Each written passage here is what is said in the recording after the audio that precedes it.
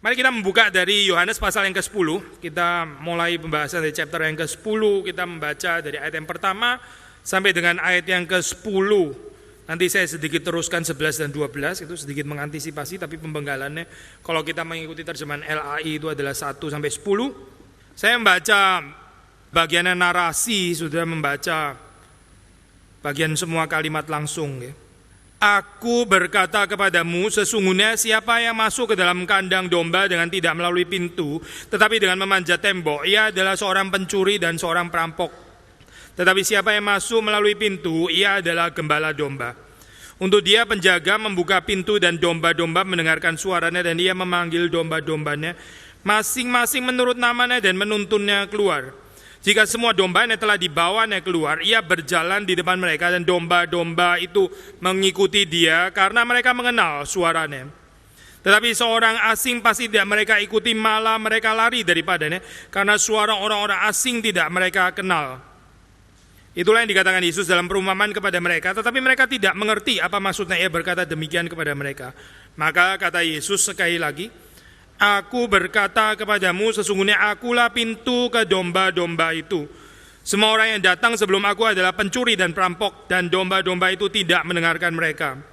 Akulah pintu, barang siapa masuk melalui aku, ia akan selamat, dan ia akan masuk dan keluar dan menemukan padang rumput. Pencuri datang hanya untuk mencuri dan membunuh dan membinasakan. Aku datang supaya mereka mempunyai hidup, dan mempunyainya dalam segala kelimpahan. Saya membaca 2 ayat lagi. Akulah gembala yang baik memberikan nyawanya bagi domba-dombanya. Sedangkan seorang upahan yang bukan gembala dan yang bukan pemilik domba-domba itu sendiri, ketika melihat serigala datang meninggalkan domba-domba itu lalu lari, sehingga serigala itu menerkam dan mencerai-beraikan domba-domba itu. Mari kita masuk di dalam doa, kita minta pertolongan, kehadiran Tuhan, belas kasihan Tuhan. Saudara berdoa untuk diri saudara masing-masing, saudara mendoakan orang di kanan, di kiri, di depan dan di belakang saudara, dan saudara juga mendoakan saya. Mari kita berdoa, buka suara. Bapa di dalam surga, kami bersyukur karena kami diberikan kesempatan sekali lagi untuk datang beribadah menghadap Tuhan, dan Engkau sesuai dengan janji-Mu, Engkau berjanji memberikan kepada kami kelegaan, peristirahatan. Kami mohon supaya jiwa kami yang letih dan lesu, yang penat, beban berat, Tuhan berikan kelegaan pada hari ini. Khususnya ketika kami datang kepada Tuhan dalam ibadah, khususnya ketika kami mendengarkan firman Tuhan, kami boleh mendapatkan kelegaan seperti yang Tuhan janjikan. Engkau hadir bersama dengan kami, memberkati setiap orang yang hadir. Kuduskan kami dengan firman-Mu, Tuhan yang memberkati kami, Tuhan yang menyempurnakan kami, dan Engkau juga memberkati menolong hamba-Mu di dalam segala keterbatasan, kekurangan, bisa memberitakan sungguh-sungguh yang berasal dari Tuhan yang perlu didengar oleh jemaat Tuhan. Berkati pemberitaan firman Tuhan pada hari ini, Tuhan bekerja dengan leluasa di tengah-tengah kami. Demi Yesus Kristus kami berdoa, kami bersyukur. Amin. Saudara, kalau sudah membaca di dalam bagian ini, pasal yang ke-10, ini satu pembukaan yang baru ya. Nggak ada satu hubungan atau flow yang jelas, yang langsung gitu kalau saudara melihat. Di dalam pasal yang ke-9, ini sebelumnya dengan pasal yang ke-10 seperti satu pembukaan yang betul-betul merupakan satu cerita yang baru. Nggak salah saya melihat seperti itu. Kita percaya memang nggak ada hubungan terlalu langsung di dalam bagian ini. Tapi kalau sudah melihat dengan lebih teliti ya, sebetulnya bukan nggak ada kaitan sama sekali gitu. Meskipun flow-nya nggak terlalu obvious ya. Bukan tidak ada sama sekali kaitan antara cerita orang buta yang dicelikkan dengan cerita di sini ya, 7 great I am yang berikutnya, yaitu 2 hal ya, I am the door, akulah pintu, dan juga akulah gembala yang baik. Jadi kita akan coba singgung bagian itu, tapi kita mau coba untuk melihat bagian ini dari ayat-ayat yang pertama. Di situ Yesus menggambarkan pertama ini dirinya sebagai pintu ya, kalau sudah membaca. Baru di dalam ayat yang ke-11 di situ yang memperkenalkan diri gembala yang baik. Ini 2 gambaran atau 2 metafor yang berbeda yang kita nggak bisa campur adukkan deh. Maksudnya kalau sudah berusaha untuk mencampur adukkan nanti kita bisa bingung gitu. Maksudnya begini ini kan ada gambaran, ada domba di dalam kandang, lalu terus kemudian ada pintu dan ada gembala ya. Oh, Yesus menyebut dirinya pintu, tapi dia juga sekaligus adalah gembala. Gembala masuk melalui pintu. Pintunya adalah Yesus, gembalanya adalah Yesus. Berarti Yesus masuk melalui Yesus. Saudara mengerti ya maksudnya ya? Pembacaan kayak begini kan kacau kan ya? Ini dua metafor yang berbeda gitu. Saudara nggak boleh taruh di dalam satu kanvas yang sama. Itu kalau di dalam aliran seni itu yang taruh di dalam satu kanvas yang sama, macam-macam perspektif dari sisi sana semua digabung di dalam satu kanvas. Itu namanya aliran kubisme, Picasso dan sebagainya ya, Braque. Itu taruh di dalam satu kanvas berbagai macam perspektif ditaruh jadi satu. Gambarannya adalah satu gambaran yang susah untuk melihat apa itu gambaran secara utuh karena keserakahan mau melihat perspektif yang beraneka ragam ditaruh di dalam satu kanvas sekaligus gitu. Ini dua hal yang berbeda ya. Memang bukan nggak ada kaitannya gitu antara Yesus menyebut diri sebagai pintu dan Yesus menyebut diri sebagai gembala. Tapi kita jangan taruh di dalam satu kanvas yang sama, karena nanti kalau sudah baca seperti itu kita akan bingung sendiri bagaimana Yesus adalah pintu, bagaimana Yesus adalah gembala. Gembala masuk melalui pintu berarti dia masuk melalui dirinya sendiri dan sebagainya. Kita mesti membahas ini secara sequential ya. Pertama membicarakan Yesus sebagai pintu, kedua membicarakan Yesus sebagai gembala. Nah, ini yang tadi saya katakan bukan nggak ada kaitan sedikit pun, meskipun nggak ada kaitan langsung dengan perikop yang sebelumnya gitu. Sudah mengetahui bahwa orang buta yang dicelikkan ini diusir keluar, diusir keluar. Lalu Yesus menampung dia masuk ke dalam kehidupannya. Akulah pintu. Sekali lagi Yesus ya.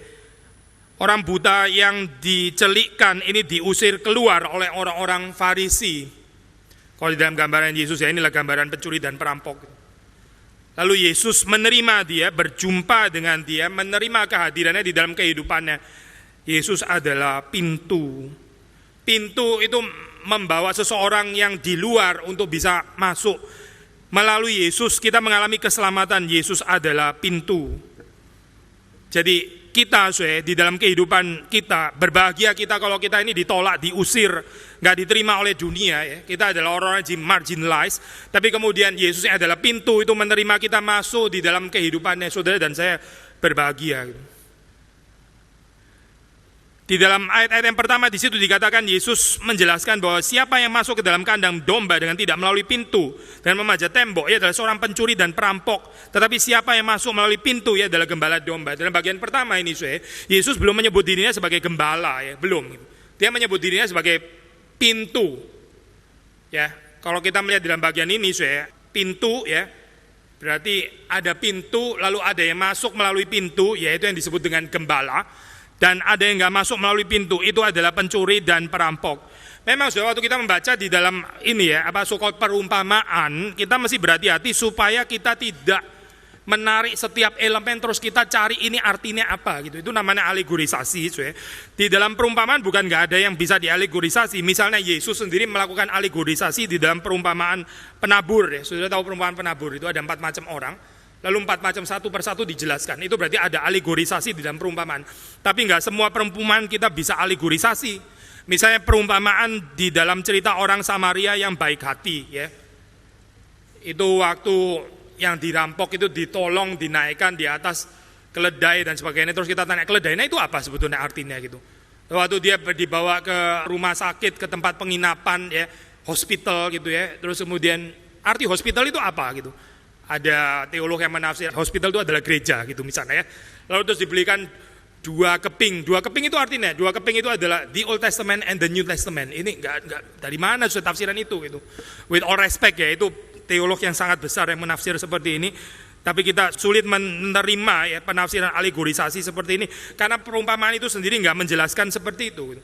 Nah, maka kita mesti berhati-hati di dalam membahas atau di dalam membaca perumpamaan supaya kita enggak cari every elemen detail ini artinya apa sebetulnya begitu kan ya. Kita mesti konten dengan penafsiran yang dilakukan oleh Yesus sendiri. Nah, kalau sudah melihat di situ perumpamaannya sebetulnya ayat 1 sampai dengan 5. Lalu ayat 6 mengatakan bahwa waktu Yesus memberitakan perumpamaan itu mereka tidak mengerti. Terus kemudian ada penjelasan ayat 7 sampai dengan 10 gitu. Jadi kita mesti konten ya dengan gambaran ini. Tapi sekali lagi saya balik kalau sudah melihat di dalam gambaran ini ya, jadi ada pintu ada pintu. Ada mereka yang masuk nggak melalui pintu yaitu disebut dengan pencuri dan perampok. Dan ada mereka yang masuk melalui pintu yaitu gembala. Di dalam hal ini sebelum kita membahas ayat ke-11, gembalanya di sini ya, bukan Yesus maksudnya gitu. Yesus memperkenalkan diri sebagai pintu ya. Saya tadi sudah ngomong kan di dalam bagian pertama ya. Kita nggak bisa bahas Yesus sekaligus adalah pintu dan gembala, karena Yesus bukan masuk ke dalam Yesus gitu. Ini pembacaannya bisa jadi kacau di sini. Jadi konsentrasi pertama ini Yesus adalah pintu. Saya mau membahas ini di dalam konteks profil Injil Yohanes yang terkenal dengan dualisme. Yohanes itu terkenal profil dengan Johanin dualisme. Ya. Maksudnya apa sih? Yang membicarakan orang hidup di dalam gelap atau di dalam terang, ya. Gelap atau terang. Atau dualisme yang lain dari atas atau dari bawah. Gitu. Yang dari tengah itu nggak ada, nggak ada gitu. Yang bukan gelap dan bukan terang, yang agak redup-redup gitu, nggak ada itu, nggak ada. Yang ada itu gelap atau keterang gitu. Ini dualisme, gelap terang, atas bawah, atau kebenaran versus dusta. Gitu. Hidup di dalam kebenaran atau menghidupi dusta, ya. Ini juga another dualisme, ya. Saya mau membawa profil ini di dalam kita membaca bagian ini, ya. Saudara perhatikan ya, either orang itu berjalan melalui pintu yaitu Kristus, ya, dan dia adalah gembala, atau orang nggak berjalan melalui Kristus dan dia itu adalah pencuri dan perampok. Either pencuri dan perampok atau gembala. Waktu sudah dengar kalimat gembala di sini maksudnya ya, semua orang yang masuk melalui pintu itu yaitu Kristus, dia adalah gembala. Saudara jangan lihat gembala di sini cuma hamba Tuhan gitu ya. Kalau saya sih bukanlah, saya bukan pencuri perampok, tapi dibilang gembala, saya juga bukan gembala. Jadi saudara orang yang lewat pintu atau nggak lewat pintu gitu. Oh saya juga bukannya nggak lewat dan juga bukannya lewat juga gitu. Jadi saya kesenggol pintu atau kejepit pintu atau apa saya nggak tahu gitu. Nggak ada kategori itu, nggak ada saya. Either lewat pintu atau nggak lewat pintu. Sudah cuma dua itu saja. Johanin dualisme gitu. Yang masuk lewat pintu dia adalah gembala. Yang nggak masuk lewat pintu dia adalah pencuri dan perampok. Nggak enak saya bicara antitetikal kayak begini ya. Kita bisa tanya di mana tempatnya common grace di sini, apa nggak ada gradasinya antara pencuri dan gembala domba.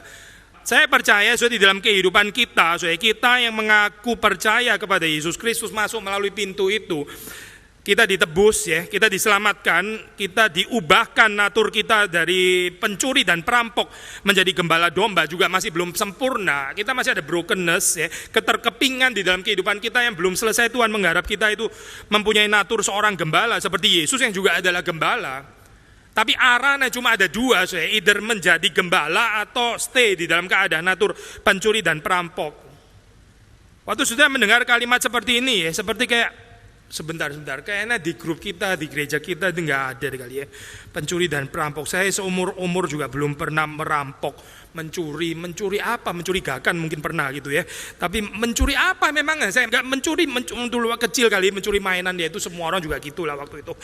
Tapi saya bukan pencuri, saya juga bukan perampok gitu loh. Di sini bicara pencuri dan perampok kayaknya berlebihan gitu ya, ekstrim, radikal dan seterusnya. Sebenarnya gambarannya sederhana saya. Gambaran pencuri dan perampok, gambaran gembala, itu kontrasnya di mana? Pencuri dan perampok itu orang yang hidup hanya untuk keuntungannya sendiri. Itu pencuri dan perampok. Orang yang waktu dia datang beribadah kepada Tuhan ya, dia bukan betul-betul mengasihi Tuhan, dia bukan betul-betul mau beribadah kepada Tuhan, dia bukan betul-betul mau melayani Tuhan, tapi dia mau dapat keuntungan dari Tuhan. Itu pencuri dan perampok. By nature itu adalah pencuri dan perampok. Waktu dia datang kepada Tuhan, dia bukan betul-betul mau mengabdi kepada Tuhan, mau melayani Tuhan, tidak. Tapi keuntungan apa yang saya bisa dapatkan dari Tuhan? Berkat apa yang saya bisa tarik daripada Tuhan? Itu by nature, dia adalah pencuri dan perampok. Waktu orang bergaul dengan orang lain, dengan sesama, saya bisa dapat keuntungan apa ya dari orang lain? Kalau saya bergaul dengan orang ini, saya bisa dapat advantage apa? Itu adalah pencuri dan perampok. Itu nggak cocok dengan natur orang-orang yang sudah ditebus, nggak cocok. Dan ini kontras dengan gambaran gembala. Gembala itu memberi hidupnya. Pencuri itu mengeruk untuk dirinya sendiri. Perampok itu selalu cari keuntungan untuk dirinya sendiri. Nggak harus selalu harta, nggak harus gitu. Mungkin hormat bisa juga gitu. Mungkin kuasa ya. Dan saudara bisa teruskan apa saja. Pokoknya intinya dia mau menyedot daripada Tuhan, daripada orang lain, mengumpulkan bagi dirinya sendiri. Ya itulah pencuri dan perampok gitu. Semua kita ini orang berdosa, kita tadinya hidup di dalam kegelapan, kita tadinya buta. Kalau boleh pakai kata-kata di dalam Amazing Grace itu ya. I was blind but now I see. Dulu saya buta, sekarang saya melihat. Kita boleh modify sedikit juga di dalam konteks ini ya. I was a thief and a robber. Saya dulu pencuri dan perampok. Saya cuma memikirkan kehidupan saya sendiri saja. Tapi sekarang setelah Yesus menebus saya diubahkan bukan lagi pencuri dan perampok, tapi bagaimana belajar untuk menjadi gembala. Menggembalakan orang lain, memberi kehidupan, berkorban bagi orang lain, bisa mengalirkan kehidupan di dalam kehidupan orang lain. Itulah kehidupan yang disebut di sini di dalam segala kelimpahan. Hidup yang membagi itu hidup di dalam segala kelimpahan. Hidup pencuri dan perampok itu adalah kehidupan yang selalu menghancurkan, kehidupan yang egois, selalu hanya untuk dirinya sendiri. Maka sekali lagi kalau kita melihat bagian ini adalah satu panggilan, satu ajakan, invitation untuk kita semua yang percaya di dalam Yesus Kristus. Kalau kita menyebut Yesus itu pintu, akulah pintu, kita percaya fakta ini Yesus adalah pintu. Kita masuk melaluinya, kita mengalami keselamatan, kita diubahkan dari pencuri dan perampok menjadi gembala domba. Saudara lihat kehidupan orang-orang Farisi ini itulah orang pencuri dan perampok. Mereka bisa mengusir dengan gampang begitu saja orang buta yang sudah disembuhkan oleh Yesus ini. Karena gambaran orang buta ini membahayakan posisi daripada orang-orang Farisi. Orang-orang Farisi ini cuma cari keuntungan, hormat bagi diri mereka sendiri. Gak ada jiwa seorang gembala. Tapi saudara dan saya, kita yang dipanggil, kita yang ditebus, kita yang berjalan masuk melalui pintu, saudara dan saya dipanggil untuk mempunyai hati seorang gembala. Ini bicara tentang shepherdhood of all believers, kalau boleh sedikit modify kalimatnya Luther, priesthood, common priesthood of all believers, kita juga boleh tambah ini shepherdhood, common shepherdhood of all believers. Semua orang percaya itu adalah gembala. Karena di sini dikatakan di dalam dualisme Yohanes cuma ada dua macam, yaitu mereka yang memanjat tembok tidak masuk melalui pintu, yaitu pencuri dan perampok, atau siapa yang masuk melalui pintu, yaitu gembala domba. Kalau kita percaya kepada Yesus Kristus, kita masuk melalui pintu, saudara dan saya, kita dipanggil untuk berfungsi sebagai gembala domba, meninggalkan natur kita sebagai pencuri dan perampok. Untuk dia penjaga membuka pintu dan domba-domba mendengarkan suaranya, ia memanggil domba-dombanya masing-masing menurut namanya dan menuntunnya keluar. Berapa waktu yang lalu sempat ada orang masukin klip yang menarik tentang ini kehidupan gembala, kehidupan apa ini kehidupan gembala dan domba-dombanya di situ, untuk menjelaskan dan sangat tepat seperti yang dijelaskan dalam Alkitab bahwa domba-domba itu memang mendengar suara dari gembalanya. Itu domba-domba kawanan domba, waktu ke sumur yang minum air di sumur kan pasti bukan cuma kawanan domba itu. Ada kawanan domba lain juga yang minum sama itu, kecampur dalam hal ini.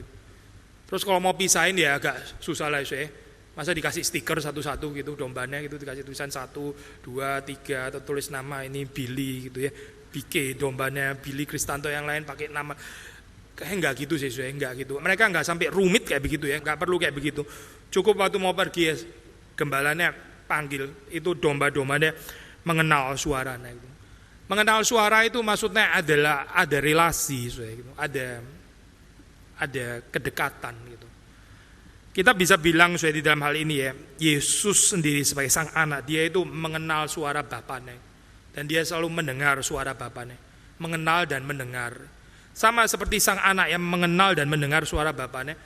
Saudara dan saya pakai metafor gembala sekarang, lompat sedikit ke mulai ayat 11. Kalau kita mengikut Yesus sebagai gembala domba, kita mengenal suara daripada gembala kita.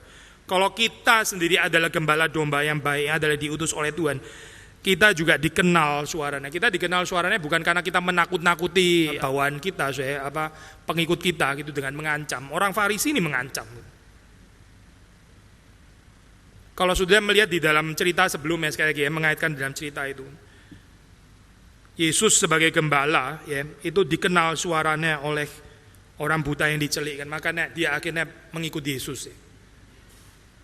Saudara mungkin bilang, tapi orang tuanya enggak, itu orang tuanya itu kayaknya mengikut orang-orang Farisi kan, mereka takut kok mengaku Yesus sebagai Mesias, mereka takut dikucilkan. Nah itulah poinnya, kata kunci takut gitu. Orang-orang Farisi itu bukan gembala yang sejati, karena mereka bukan membangun dari relasi cinta, kasih, tapi mengembangkan ketakutan gitu. Gambaran pengikutan yang disertai dengan ketakutan, itu bukan kekristenan, bukan. Sekali lagi ya, gambaran pengikutan ya atau kepemimpinan yang mengembangkan konsep leadership dengan cara menakut-nakuti atau menebar ketakutan itu bukan Kristen, bukan. Itu nggak sesuai dengan apa yang diajarkan di dalam Alkitab. Yesus bukan mengajak kita mengikut Dia karena Dia menakut-nakuti kita.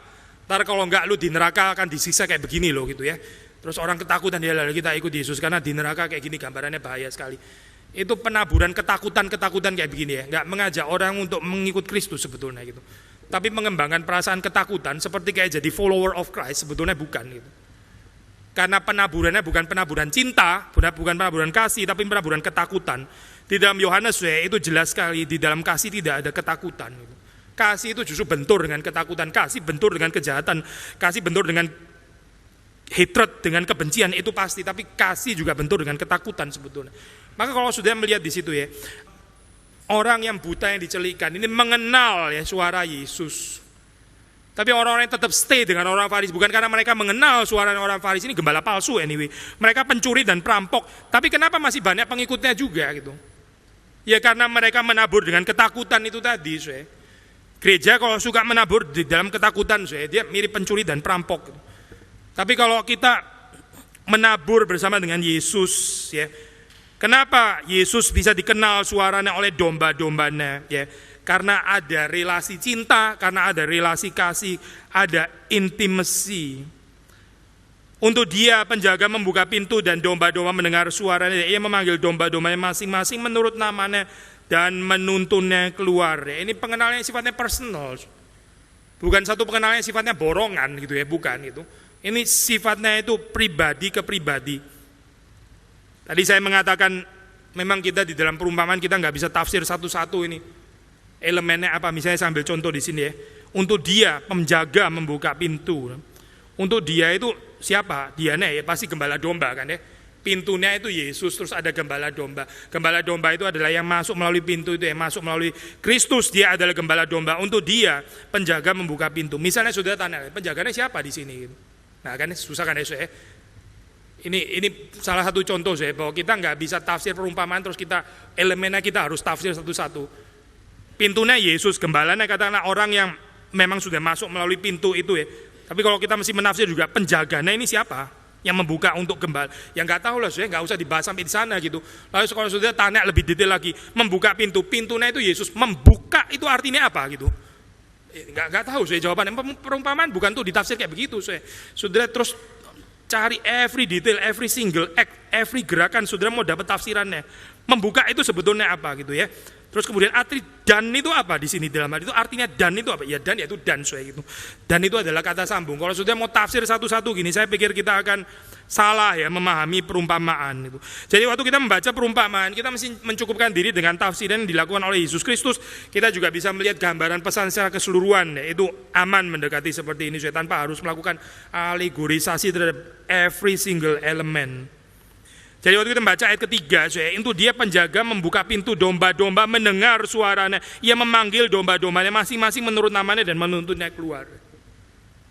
Gambaran utamanya apa sih? Ya ini, ada relasi kasih, ada relasi cinta, ada personal relationship, ada pengenalan, ya.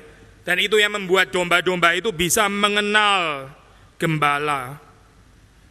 Jika semua dombanya telah dibawanya keluar, Ia berjalan di depan mereka, domba-domba itu mengikuti Dia karena mereka mengenal suaranya. Saya tertarik dengan ayat keempat ini, karena di sini menggabungkan antara dua hal yang tidak terpisahkan, yaitu antara mengenal suara dan mengikut Dia, yang suaranya dikenal itu.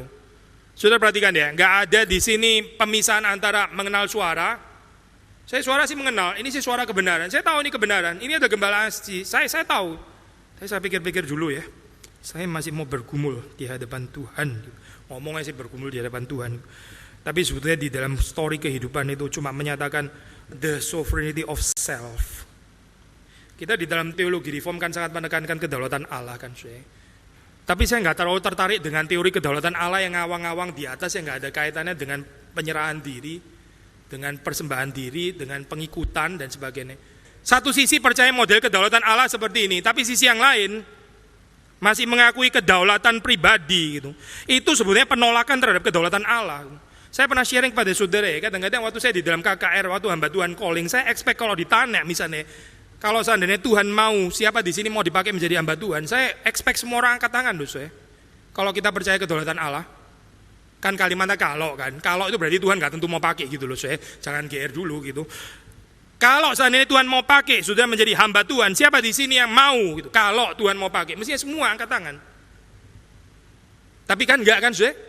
Enggak loh, ada orang yang bergumul, ini kedaulatan Allah. Ini bukan kedaulatan Allah, sudah kedaulatanmu dan kedaulatan saya kalau kayak begini. Kita boleh saja bilang kedaulatan Allah sampai to the extent of pilihan kaos kaki warna apa, boleh saja. Tapi in real life ya, kita nggak percaya kedaulatan Allah sebetulnya. Kita yang menentukan kapan saya mau datang kepada seminar apa, saya mau dengerin hamba Tuhan siapa, saya mau pergi ke gereja mana, semua saya menentukan. Itu kedaulatan Allah, bukan kedaulatan saudara dan saya namanya. Lalu kita bilang kita percaya kedaulatan Allah, kayaknya enggak percaya sebetulnya. Kalau kita percaya kedaulatan Allah, kita enggak ada pilihan untuk diri kita, itu baru percaya kedaulatan Allah. Saya enggak ada choice but to obey. Saya cuma serdadu yang mesti mengikuti panglima saya, itu berarti kita mengakui kedaulatan Allah. Nanti setelah saya menyerahkan diri, perkara Tuhan mau pakai di dalam bagian apa, itu urusannya Tuhan. Tuhan berdaulat, biar dia yang pilih, bukan saya yang pilih. Itu kita percaya kedaulatan Allah. Tapi coba perhatikan di dalam kekristenan sekarang, saudara coba perhatikan gitu. Orang katanya mengenal suara Tuhan, mengenal ini kebenaran, tapi masih pikir-pikir. Waktunya nanti dulu, saya masih belum siap dan sebagainya. Enggak betul-betul mau mengikut sebetulnya. Kalau sudah melihat di dalam Alkitab, enggak ada pemisahan di sini antara mengikut gembala yang kita kenal suaranya itu. Domba-domba itu mengikuti dia karena mereka mengenal suaranya. Kalau kita mengenal suaranya, kita mengikut. Yang mengenal suara tapi nggak mengikut, itu mungkin nggak mengenal suaranya sebetulnya. Karena antara mengenal dan mengikut itu nggak pernah bisa dipisahkan. Ini dua hal yang jadi satu. Memang dua hal yang berbeda, betul. Mengikut bukan mengenal, mengenal bukan mengikut. Saya nggak berusaha bikin confusion di sini. Ini dua hal yang berbeda.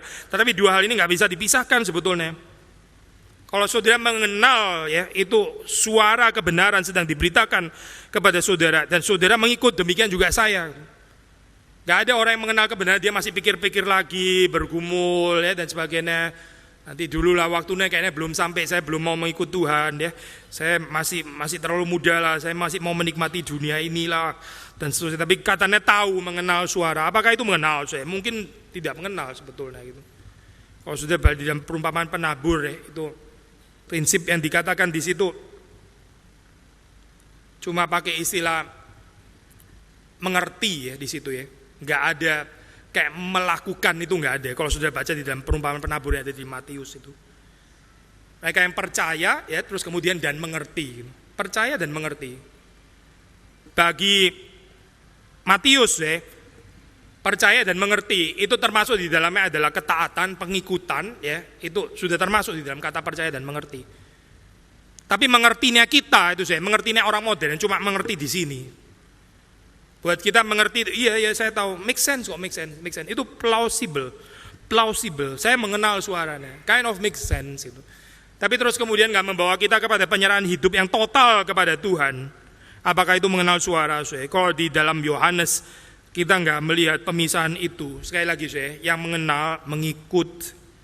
Yang mengikut, kenapa dia mengikut? Karena dia mengenal. Kita balik ke dunia domba lah ya. Domba-domba itu mengenal gembalanya. Gak ada domba yang setelah mengenal gembalanya panggil terus pergi terus. Iya saya tahu bos itu suara lu gitu kan ya. Saya masih mau di sini gitu. Tapi saya tahu kok itu kamu gitu. Bye bye gitu ya. Gak ada nggak ada itu. Domba yang kayak gitu tuh nggak ada gitu. Either dia nggak kenal dan karena itu nggak ikut ya. Atau kalau dia kenal suaranya dia ikut langsung gitu. Dia ketakutan kalau dilepas sendiri.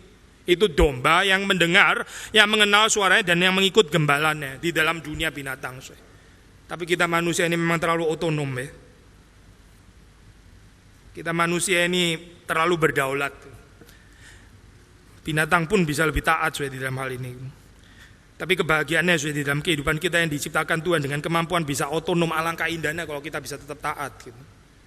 Ketaatan kita sebagai manusia yang diciptakan dengan free will, kalau kita masih bisa taat, itu jauh lebih indah daripada waktu domba taat kepada gembalanya. Tetapi seorang asing pasti tidak mereka ikuti, malah mereka lari daripadanya karena suara orang-orang asing tidak mereka kenal. Bagaimana sih di dalam satu dunia yang highly pluralistik, semua orang klaim kebenaran, termasuk juga di dalam Kristen, semua merasa teologinya adalah teologi yang paling benar, teologi yang paling dekat Alkitab, semua juga ngomong Yesus Kristus, nggak ada yang ngomong Pinocchio misalnya gitu.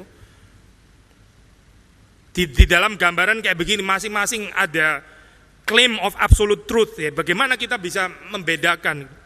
Jawabannya sederhana, kalau di dalam ayat kelima, kalau kita adalah domba yang sejati, orang-orang pilihan itu bisa mengenal suara pencuri dan perampok yang bukan gembala dan suara gembala yang diutus oleh Tuhan, itu dia bisa mendengarkan. Kalau nggak bisa mendengarkan, ya berarti dia di dalam spiritual darkness. Berarti itu orang di dalam spiritual darkness, gak bisa membedakan gitu. Gak ada discerning spirit. Kalau kita hidup di dalam terang, kita bisa melihat ya, gembala yang diutus oleh Tuhan itu siapa, yang mana, dan siapa yang mengajarkan ajaran-ajaran manusia yang keluar daripada kedagingan. Itu bisa membedakan, bukan gak bisa membedakan. Siapa yang motivasinya sebetulnya memberitakan firman Tuhan karena uang misalnya, atau siapa yang betul-betul memberitakan kebenaran yang asli, itu bisa membedakan. Orang-orang Farisi ini nggak bisa membedakan. Orang Farisi menganggap Yesus adalah orang berdosa. Karena apa ya? Karena mereka hidup di dalam kegelapan. Nggak bisa membedakan deh suara gembala. Yesus seperti kayak bukan gembala. Gitu. Yesus seperti justru kayak pencuri dan perampok untuk mereka. Padahal mereka yang pencuri dan perampok karena suka hidup di dalam kegelapan, maka nggak bisa mendengar suara kebenaran. Sebaliknya kalau sudah melihat orang buta yang dicelikan, nah inilah orang yang bisa menangkap suara dari Kristus, Sang Gembala Agung itu. Seorang asing pasti tidak mereka ikuti, mereka lari daripadanya. Ya sudah tepat, orang buta yang dicelikan ini lari daripada orang-orang Farisi, itu sudah gerakan yang betul gitu. Gak diusir pun juga harus lari. Kenapa? Karena ini suara yang asing sebetulnya gitu. Ini adalah pengajar-pengajar asing yang gak memberitakan kebenaran, yang gak hidup di dalam terang. Tapi mereka adalah pencuri dan perampok. Domba yang asli, yang betul-betul adalah domba pilihan, itu bisa mengenal suara dari gembalanya. Ini satu penghiburan ya. Saya nggak mau pakai istilah subjektif di sini, karena subjektif itu bisa misleading, seperti kayak nggak ada objektivitas sama sekali, nggak ada objektif kriteria gitu, seolah-olah istilah yang lebih tepat mungkin istilah personal gitu. Ini pengenalan yang sifatnya sangat personal. Gitu. Kalau nggak mau pakai istilah subjektif ya pakai istilah personal gitu. Kadang-kadang kita bisa sulit ya, kalau cuma terus berargumentasi di dalam wilayah reasonability gitu. Saya pernah setelah seminar lalu terus kemudian ada satu orang itu marah sekali kepada saya gitu. Saya nggak tahu dia datang latar belakang teologinya apa gitu. Happen pada hari itu saya sedang mengkritik satu gambaran teologi yang keliru gitu.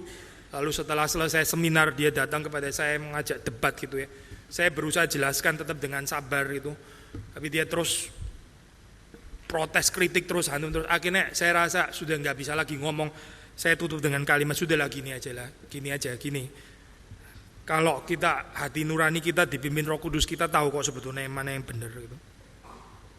Kita ngomong terus pakai penjelasan rasional nggak nyambung Kita ngomong apa ditanggepin apa terus ya di dalam perlawanan. Saya juga berusaha mendengarkan kesulitannya dia apa gitu ya. Harus fair juga kan, saya nggak bisa cuma ngomong toh nggak mendengarkan kesulitannya orang. Tapi yang dia paksakan itu bukan teologi yang berasal dari Alkitab, dan dia insist bahwa teologi yang dia percaya itu teologi yang benar. Gitu. Nggak bisa ada pencerahan ya. Sudah akhirnya saya tutup dengan kalimat sudah gini aja lah. Kita berdoa di hadapan Tuhan. Kalau kita hati nurani kita jujur ya. Kalau kita punya clear conscience, kita tahu kok sebetulnya suara yang asli itu yang mana gitu. Bukan nggak bisa membedakan. Kalau nggak bisa membedakan ya sudah, berarti memang bukan domba yang asli. Kita relax saja itu domba yang asli menurut prinsip firman Tuhan itu bisa mendengar suara kebenaran, mendengar suara gembala yang asli, mendengar suara Kristus. Orang-orang asing pasti tidak mereka ikuti, mereka lari daripadanya. Jaminannya di mana Jaminannya di dalam ini doktrin predestinasi ya. Ada pemilihan Tuhan yang kekal itu, yang kemampuan Roh Kudus untuk bisa memberikan discerning spirit. Kemampuan itu bisa membedakan yang mana kebenaran, yang mana adalah undangan berjalan di dalam terang, yang mana yang membiarkan orang terus hidup di dalam kegelapan itu. Seharusnya bisa dibedakan kalau menurut prinsip ayat firman Tuhan. Waktu Yesus mengatakan perumpamaan ini, orang-orang tidak mengerti apa maksudnya, maka kita bersyukur dalam ayat 7 sampai 10 kita membaca di sini ada penjelasan. Yesus mengatakan, aku berkata kepadamu sesungguhnya akulah pintu ke domba-domba itu. Akulah pintu. Di sini sebelum masuk dalam ayat 11 Yesus menyebut dirinya sebagai pintu. Tadi saya sudah menjelaskan itu yang masuk melalui pintu itu adalah gembala domba. Yang tidak masuk melalui pintu dia adalah pencuri dan perampok. Johanin dualisme Akulah pintu ke domba-domba itu. Semua orang yang datang sebelum aku adalah pencuri dan perampok. Domba-domba itu tidak mendengarkan mereka. Siapa ini orang yang datang sebelum Yesus? Kalau kita membaca di dalam histori ada orang-orang yang mengaku Mesias padahal mereka adalah Mesias palsu. Mesias palsu itu enggak mempunyai jiwa gembala, enggak. Dia juga pasti bukan pintu. Pintu itu adalah Yesus. Yang enggak masuk melalui pintu itu bukan gembala yang asli. Orang yang datang sebelum aku dia adalah pencuri dan perampok. Termasuk di dalam konteks paling dekat ini orang-orang Farisi ini. Mereka adalah pencuri dan perampok. Mereka menekan janda-janda miskin. Motivasi mereka itu sebenarnya adalah uang. Mereka kelihatan seperti orang yang sangat zealous, yang sangat passionate, yang sangat berapi-api di dalam membawa orang, seperti kayak memegang kunci kerajaan sorga. Tapi mereka menutup banyak orang gak bisa masuk kepada kerajaan sorga. Di dalam pengajaran mereka itu, di dalam kehidupan mereka, dan seterusnya dan seterusnya. Semua orang yang datang sebelum aku adalah pencuri dan perampok. Karena mereka menolak Kristus, mereka gak mau masuk melalui pintu itu, mereka reject pintu itu. Domba-domba tidak mendengarkan mereka. Akulah pintu, barang siapa masuk melalui aku, ia akan selamat.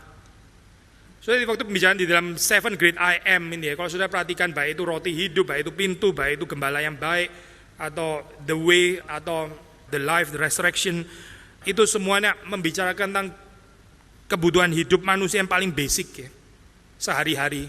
Ini nggak pakai istilah filosofis gitu misalnya, pakai istilah sehari-hari everydayness, bukan cuma everydayness language saja tapi juga bahwa ini adalah kebutuhan yang paling pokok di dalam kehidupan manusia. Kita itu perlu rumah, di dalam rumah itu perlu ada pintu supaya untuk bisa masuk dan untuk keluar gitu. Nggak ada pintu, nggak bisa berjalan masuk atau nggak bisa keluar juga karena nggak ada pintu gitu. Sekali lagi orang buta yang dicelikkan ini diusir keluar, lalu Yesus menerima di dalam kehidupannya. Akulah pintu. Kalimat yang digambarkan di sini ini bicara tentang masuk yang pertama Akulah pintu, barang siapa masuk melalui aku, ia akan selamat. Yesus itu pintu, kita masuk melalui Kristus, kita selamat, kita mendapatkan keselamatan. Tapi keselamatan dari apa? Kita orang Injili bilang keselamatan dari dosa lah. Itu betul, pasti keselamatan dari dosa. Tapi general saya tanya lagi keselamatan dari dosa apa? Keselamatan dari dosa, betul keselamatan dari dosa. Tapi keselamatan dari dosa apa? Baik lagi keselamatan dari dosa pencuri dan perampok. Kalau kita nggak masuk melalui pintu itu natur kita ini adalah pencuri dan perampok. Saudara dan saya akan terus berjalan di dalam kegelapan, kita akan terus mementingkan kehidupan kita sendiri. Kita nggak akan mempunyai hati seorang gembala, itulah dari sini kita diselamatkan. Dari situ supaya kita keluar dari natur pencuri dan perampok yang hanya memperhatikan diri sendiri Lalu bagaimana kita ditebus mengalami keselamatan? Apa artinya keselamatan? Saudara diundang untuk bisa menjadi gembala. Kita mesti berhati-hati sekali lagi untuk kesekian kalinya dengan gambaran teologi Injil yang sangat distorted. Saya percaya bukan teologi Injil yang asli, tapi gambaran teologi Injil yang murahan, yang sudah sangat distorted, distorsi, yang mengajarkan pokoknya percaya kepada Yesus nanti mati masuk sorga gitu Tapi setelah percaya kepada Yesus, katanya masuk melalui pintu, tapi tetap pencuri dan perampok. Itu bukan kekristenan, bukan. Itu teologi dusta. Gak ada gambaran itu di dalam Alkitab. Kalau kita dikeluarkan daripada keadaan pencuri dan perampok, kita betul-betul masuk melalui pintu itu kehidupan kita akan diubahkan meskipun belum langsung secara sempurna. Pelan-pelan kita akan diubahkan oleh Tuhan, mempunyai hati seorang gembala. Itu kekristenan yang asli. Yesus adalah pintu. Memang istilah pintu seperti kayak seolah-olah pintu gampang saya tinggal masuk pintu terus langsung masuk begitu kan itu pintu. Tapi jangan lupa Yesus juga menyebut dirinya itu jalan. Akulah jalan. Sudah tahu istilah jalan? Jalan itu kalau pintu pintu saya buka, saya masuk, selesai kan langsung selesai gitu. Dalam 2 detik, nggak sampai 2 detik, saya sudah pindah masuk ke ruangan yang lain, betul kan? Saya buka, saya masuk, sudah saya di situ. Itu cuma perlu 1-2 detik gitu. Tapi jalan, sudah tahu jalan kan ya? Jalan itu menurut sudah pandangnya berapa? 2 mili gitu 2 senti gitu. Akulah jalan, selesai Tuhan, saya sudah berjalan di dalam Engkau gitu. Jalan itu berapa panjang Jalan itu bisa 13 kilo loh, bisa 1000 kilo. Kalau jalan kehidupan saudara dan saya itu seumur hidup Ini namanya Yesus adalah jalan. Lalu ada orang percaya, saya percaya Yesus adalah satu-satunya jalan. Saya kalau mati masuk surga. Setelah dia ngomong kayak begini, dia berjalan di dalam jalannya sendiri. Itu Yesus bukan jalan untuk dia, bukan. Sudah nangkep ya poin ini ya. Dia bilang Yesus adalah satu-satunya jalan. Tidak ada yang menuju kepada Bapa ya, itu masuk surga gitu ya. Kalau tidak melalui Yesus, aku percaya kepada Yesus, pasti aku masuk surga gitu kan ya, masuk surga. Tapi di dalam kehidupan dia pilih jalannya sendiri. Yesus bilang akulah jalan. Tapi orang ini berjalan di dalam jalannya sendiri. Berarti dia nggak mengakui Yesus sebagai satu-satunya jalan. Kalau dia mengakui Yesus sebagai satu-satunya jalan, dia seumur hidup akan jalan di dalam jalan itu, yaitu kehidupan Kristus. Itu baru dia bisa ngomong Yesus adalah satu-satunya jalan. Jalan berjalan di sana. Jalan apa Jalan salib. Jalan salib itu jalan apa? Ini menjadi gembala, itu jalan salib gitu. Tapi kalau sudah pikir sudah buka pintu, sudah masuk, saya sudah di dalam keselamatan, saya sudah diselamatkan keluar daripada dosa, pintunya adalah Kristus. Setelah itu kita tetap pencuri dan perampok. Saya akan tanya, ini pintu yang mana? Ini Yesus yang mana maksudnya gitu?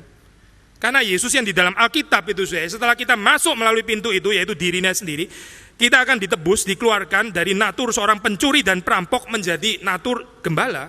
Itu yang kita baca di dalam Alkitab. Orang Kristen yang di dalam kehidupannya terus perhatikan dirinya sendiri, terus putar-putar urusan keluarganya, nggak selesai. Cuma urusan dia dan keluarganya. Dia pencuri dan perampok sebetulnya. Saudara boleh tanya tentang keselamatan. Keselamatan itu betul-betul sudah ada atau belum sebenarnya? Di dalam teologi reform kita membicarakan marks of the elect. Tanda-tanda orang pilihan itu ada. Saya bukan mengatakan kita diselamatkan karena kita memiliki tanda-tanda ya, bukan. Kita diselamatkan hanya karena Kristus, hanya karena anugerahnya, karena pengampunannya di atas kayu salib. Ini clear. Tapi kalau kita betul-betul mengalami keselamatan, kita akan melihat kehidupan kita ini diubahkan dari mental pencuri dan perampok yang hanya memperhatikan diri sendiri menjadi orang yang mempunyai hati gembala. Itulah hidup di dalam segala kelimpahan. Barang siapa masuk melalui aku, ia akan selamat. Dan saya tertarik dengan kalimat berikutnya, ia akan masuk dan keluar dan menemukan padang rumput. Pintu itu bukan cuma masuk tapi keluar. Ini hidup di dalam segala kelimpahan ya, bukan cuma masuk setelah itu nggak keluar lagi gitu. Atau keluar nggak bisa masuk gitu ya. Saudara tahu pintu ya, pintu setahu saya di Indonesia ya, kebanyakan pintu itu bisa masuk bisa keluar, betul kan ya? Kalau di luar negeri itu ada, mungkin di sini ada juga, pasti ada juga lah. Ada pintu, saudara tahu ya, pintu yang bisa keluar nggak bisa masuk, saudara tahu kan ya? Maksudnya saudara keluar terus pintunya ketutup kena angin gitu ya, itu saudara nggak bisa masuk lagi, terkunci gitu kan ya, betul ya? Nggak tahu ya pintu kayak gitu ada. Kok saudara mukanya bengong seperti saya ngomong tadi, ini kejadian di planet mana sih kayak begini? Saya tadi kan sudah bilang, memang di Indonesia agak jarang gitu. Itu pintu yang saudara keluar terus nggak bisa masuk lagi gitu ya, untuk alasan security ya.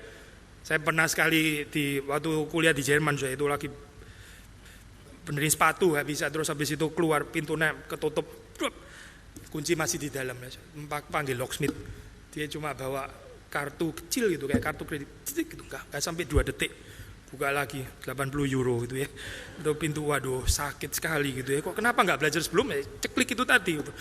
ceklik 80 kali berapa gitu ya. Pintu keluar nggak bisa masuk ada, tapi saya belum pernah lihat ya, saya nggak tahu ya, di dalam pengalaman saya belum pernah lihat ada pintu yang masuk, setelah masuk gak bisa keluar itu. Kayak gak ada kayak gini, bahaya pintu kayak gini ya. Saudara punya pintu di rumah, itu saudara keluar setelah ketutup orang gak bisa masuk, itu masih masuk akal gitu kan ya. Saudara kan harusnya logikanya bawa kunci gitu kan ya, kalau gak bawa kunci ya locksmith itu tadi. Tapi kalau saudara masuk terus ketutup pintunya dan saudara gak bisa keluar, itu kan alangkah bahayanya gitu kan. Even in reality pintu masuk gak bisa keluar tuh hampir gak ada. Kalau nggak mau dibilang nggak ada kayaknya gitu. Ini kalau mau bikin toilet yang bisa untung banyak, saudara masuk nggak bayar, mau keluar mesti bayar gitu ya. Nggak ngerti ya sudah lah. Ada orang toilet umum itu bayarnya mahal, orang pikir-pikir ini toilet masuknya gratis, begitu masuk di dalam kalau keluar mesti bayar 5 euro gitu ya, itu masih untungnya banyak gitu, karena terpaksa harus keluar kan dari situ. Nggak pintu kayak gini nggak ada lah saya. Pintu yang masuk terus nggak bisa keluar itu kayaknya nggak ada di dalam real life, itu nggak ada, terlalu bahaya gitu. Tapi yang sedih saya di dalam kehidupan itu orang Kristen ada yang kayak begini, saya masuk ke dalam komunitas Kristen ya, dia masuk, setelah masuk dia nggak mau keluar. Dia lupa bahwa Yesus adalah pintu yang membawa bukan kepada masuk, tapi juga kepada keluar itu. Masuk itu maksudnya masuk ke dalam komunitas domba-domba yang lain, ini kumpulan orang-orang percaya katakanlah ya. Yang di dalam perhaps nggak ada serigala, nggak seharusnya ada serigala. Ada comfort di sini ya. Bersekutu dengan orang-orang pilihan domba-domba, tapi dia nggak mau keluar lagi gitu. Itu bukan hidup di dalam segala kelimpahan, bukan. Hidup di dalam segala kelimpahan itu bukan cuma masuk terus nggak keluar, tapi juga bukan di luar terus nggak mau masuk begitu ya. Yang di luar nggak mau masuk ini aneh juga, saya nggak pernah bisa bersekutu dengan orang-orang percaya. Seperti kayak hidupnya selalu di tengah-tengah serigala, jangan-jangan memang serigala juga lagi. Kan aneh saya, nggak bisa bersekutu dengan sesama domba, itu aneh saya. Bisa terus hidupnya mau di luar gitu, agak aneh domba kayak begini. Itu bukan hidup dalam segala kelimpahan, tapi juga yang nggak kalah aneh, sama-sama aneh adalah domba yang cuma terus ngumpul dengan domba, nggak ada pengutusan keluar, nggak ada. Dia terus di dalam gitu.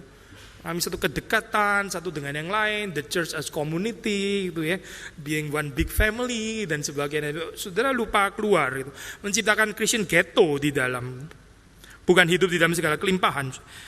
Waktu kita membaca bagian ini ya, ia akan masuk dan keluar dan menemukan padang rumput. Waktu keluar itu, memang serigala ada di luar itu, memang ada bahaya di luar, tapi juga ada pemeliharaan Tuhan. Sudah ada padang rumput di sana gitu. Padang rumput bukan di dalam kandang tempatnya, di luar gitu.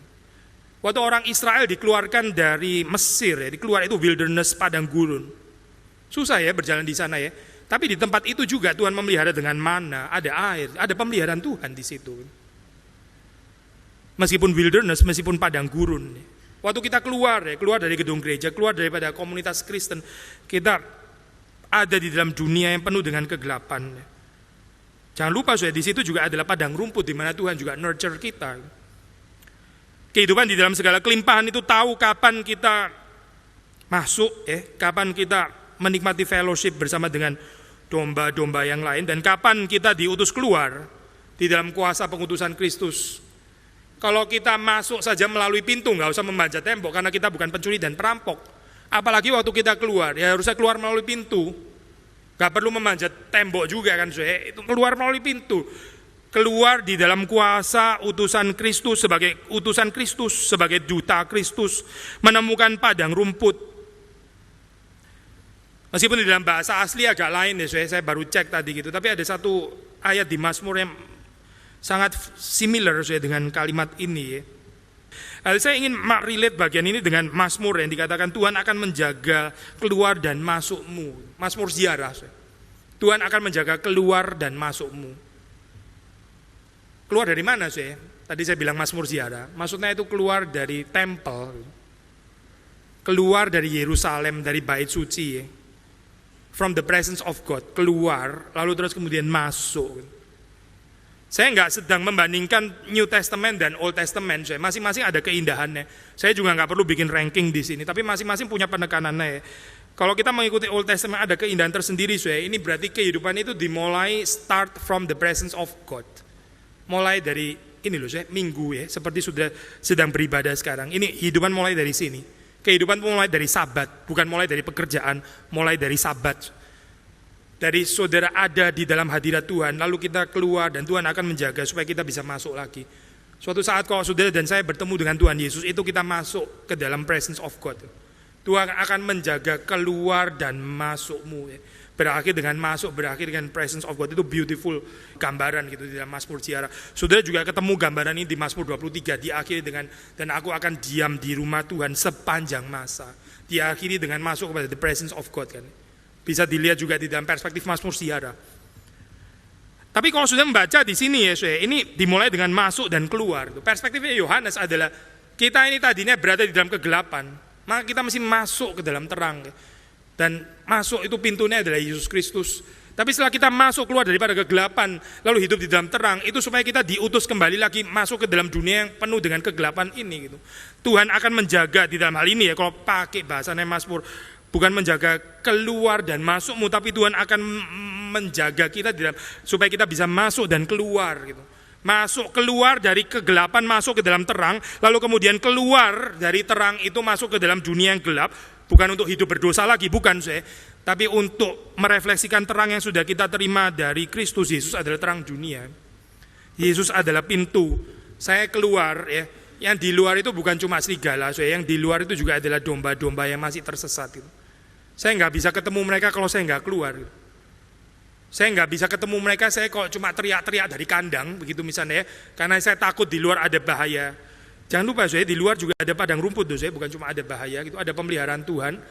Kita juga akan di-nurture di sana, tapi tanpa kita keluar nggak ada perjumpaan dengan domba-domba lain itu. Yesus mengatakan kalimat ini, bukan dalam pembacaan hari ini memang. Di dalam ayat-ayat berikutnya dikatakan ada domba-domba lain deh.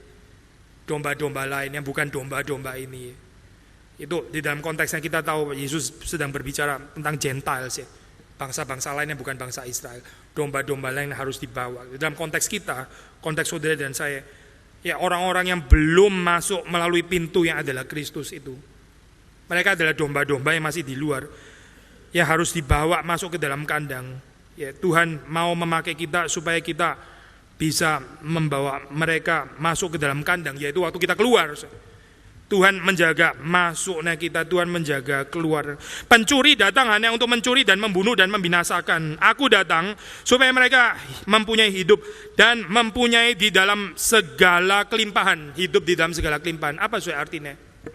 Sudah pasti bukan di dalam tafsiran teologi sukses. Teologi sukses itu 180 derajat terbalik tafsirannya. Kalau kehidupan di dalam segala kelimpahan ditafsir baik, saya percaya kepada Yesus Kristus, semua berkat harta akan terus membanjiri saya. Itu berarti kita tetap di dalam jiwa pencuri dan perampok. Sudah mengerti ya poin ini ya? Yesus itu pintu gitu. Dia mengeluarkan kita dari mental pencuri dan perampok supaya kita bisa menjadi gembala. Gembala itu memberikan dirinya, bahkan memberikan nyawa. Nah itu hidup di dalam segala kelimpahan. Tapi kalau di dalam teologi sukses, ditafsir hidup di dalam segala kelimpahan adalah bagaimana saya percaya Yesus adalah pintu, lalu saya mendapatkan berkat terus menerus dari itu, berarti meneguhkan mental pencuri dan perampok. Gak ada pertobatan apa-apa di sini sebetulnya gitu. Pakai nama Yesus, iya pakai nama Yesus, bicara hidup di dalam segala kelimpahan, hidup di dalam segala kelimpahan, di dalam tafsiran yang sangat terbalik, persis terbalik dengan apa yang aslinya ada di sini. Gitu. Yesus sendiri hidup di dalam segala kelimpahan, dia menawarkan hidup di dalam segala kelimpahan, pasti dia sendiri hidup di dalam segala kelimpahan. Saudara lihat kehidupan Yesus di dalam segala kelimpahan itu apa maksudnya? Yaitu kehidupan yang bukan pencuri dan perampok, yang bukan mengumpulkan bagi dirinya sendiri, tapi yang memberikan kehidupannya. Ini hidup di dalam segala kelimpahan. Hidup sebagai gembala yang baik itu hidup di dalam segala kelimpahan. Hidup yang bukan cuma masuk nggak keluar lagi, atau yang keluar nggak pernah masuk, itu dua-dua bukan hidup di dalam segala kelimpahan. Hidup di dalam segala kelimpahan adalah pertama kita yang di dalam kegelapan kita ditarik keluar supaya kita bisa menikmati apa itu artinya terang dan bersekutu dengan terang bersama dengan domba-domba yang lain. Setelah itu hidup di dalam segala kelimpahan artinya yaitu kita diutus keluar, itu hidup di dalam segala kelimpahan. Gereja ini nggak hidup di dalam segala kelimpahan kalau kita cuma menikmati persekutuan yang akrab di dalam ya, itu bukan hidup dalam segala kelimpahan. Kecuali kita diutus keluar, itu baru hidup dalam segala kelimpahan. Tapi sebaliknya, saudara perhatikan ya, jangan keluar-keluar terus gak masuk-masuk lagi. Sudah keluar-keluar hidup senang bersama dengan orang-orang di dunia, itu pasti bukan hidup di dalam segala kelimpahan juga. Hidup di dalam segala kelimpahan, kita bisa masuk, bisa keluar, bisa masuk, bisa keluar, bisa masuk, bisa keluar. Lalu pada akhirnya, ini minggu yang akan berikutnya kita bisa membahas bagian ini. Tadi waktu Yesus mengatakan, akulah pintu ya. Siapa yang berjalan masuk melalui aku, dia adalah gembala domba. Gembala dombanya itu yaitu mereka ya, yang tadinya itu pencuri dan perampok, sekarang melalui Kristus dia adalah gembala domba. Tapi kita bukan gembala domba yang pertama. Sebetulnya the real gembala yang baik itu adalah Kristus sendiri. Waktu kita bisa masuk melalui pintu itu ya, yang pintu itu adalah Kristus. Lalu Alkitab menyebut itulah gembala domba ya. Kita jangan gero, saya adalah gembala yang baik karena saya masuk melalui pintu. Gembala itu adalah Kristus sendiri. Jadi dia adalah pintu, dia juga adalah gembala itu sendiri. Kita mengerti apa artinya menjadi gembala Waktu kita masuk melalui pintu yang adalah Kristus itu, dengan mempelajari kehidupan Kristus yang bukan hanya pintu, tapi dia juga adalah sekaligus gembala yang baik. Kiranya Tuhan memberkati kita semua. Mari kita masuk di dalam doa. Tuhan, kami bersyukur Engkau memberi kepada kami penyataan tentang diri-Mu. Kami bersyukur Engkau memberi kepada kami pengenalan akan siapa Engkau, sehingga kami yang berjalan di dalam kegelapan, kami yang tidak melihat, kami yang buta, kami yang tidak mengenal siapa itu Tuhan, kami boleh dicelikkan, dan Engkau mau untuk terus menerangi mata kami yang masih kabur, yang masih belum lengkap mengenal Engkau, terus semakin mengenal Tuhan, supaya kehidupan kami boleh terus dikuduskan. Jauhkan kami daripada segala pengajaran-pengajaran palsu, pengajaran daripada pencuri dan perampok yang hanya membinasakan dan menghancurkan, dan ajar kepada kami untuk bisa mendengar suara Tuhan, mendengar suara kebenaran yang diberitakan di dalam firman Tuhan yang dinyatakan bagi kami, supaya kehidupan kami ini boleh terus bertumbuh, diselamatkan daripada kehidupan yang bermentalitas seperti pencuri dan perampok, dan diubahkan menjadi orang-orang yang mempunyai sifat seperti seorang gembala, seperti Engkau sendiri adalah gembala bagi kami. Terima kasih Tuhan, Engkau adalah pintu. Melalui Engkau kami bisa masuk, mendapatkan keselamatan yang Tuhan sediakan. Melalui Engkau kami juga bisa keluar untuk mencari jiwa-jiwa yang tersesat, yang di dalam kegelapan. Kami bersyukur karena di dalam Engkau ada hidup di dalam segala kelimpahan. Kiranya Tuhan menolong kami untuk bisa menghidupi, mengalami firman Tuhan di dalam kehidupan kami. Kuduskan jemaat-Mu, kuduskan kami semua. Demi Yesus Kristus kami berdoa, kami bersyukur. Amin.